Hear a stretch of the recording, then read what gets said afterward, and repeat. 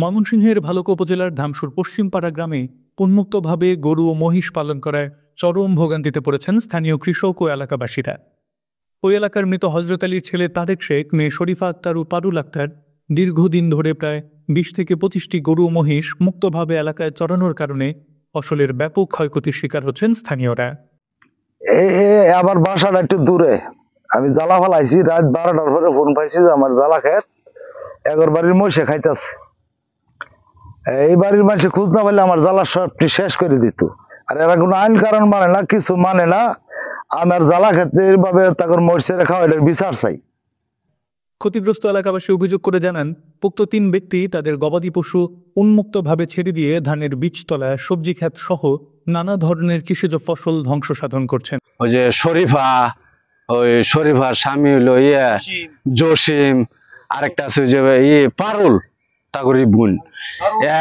এরা তো যে সমস্ত অত্যাচার মানুষে করে, এই এলাকার মানুষ তো অতিষ্ঠ। 2-3 হয়ে দরবার হইলো, শেষ পর্যন্ত একটা দরবার এর মধ্যে লিখিত দরবার হয়েছে, অনুটি সব তারা উল্টা এলাইছে। আর ওই তাগরে কিছু কইলে তারা বাড়িতে এরকম পরিবেশে আয়ে ওই না কোনো লোকজন আশেপাশে থাকে না, তাগর পরিবেশ হইলো এটা।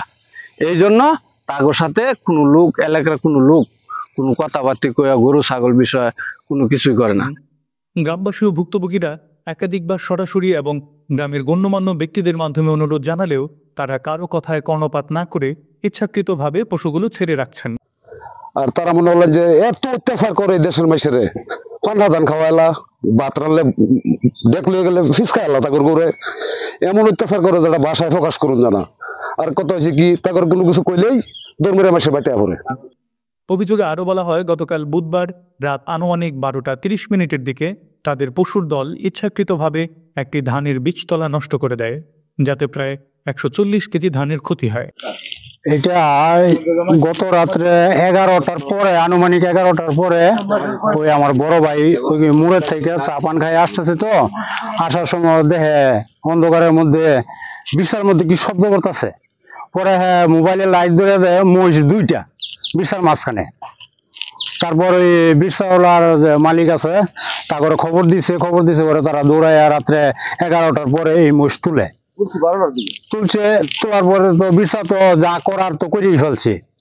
আর এরা এই সকাল পর্যন্ত এরা এই জায়গাটা দেখাও নাই, ওরা বাড়িতে বসে বসে খালি শুনে, কিন্তু কার ক্ষতি করলো কারটা করলো না, কি হইতেছে না ওরা কোনো খোঁজ খবর নেয় না।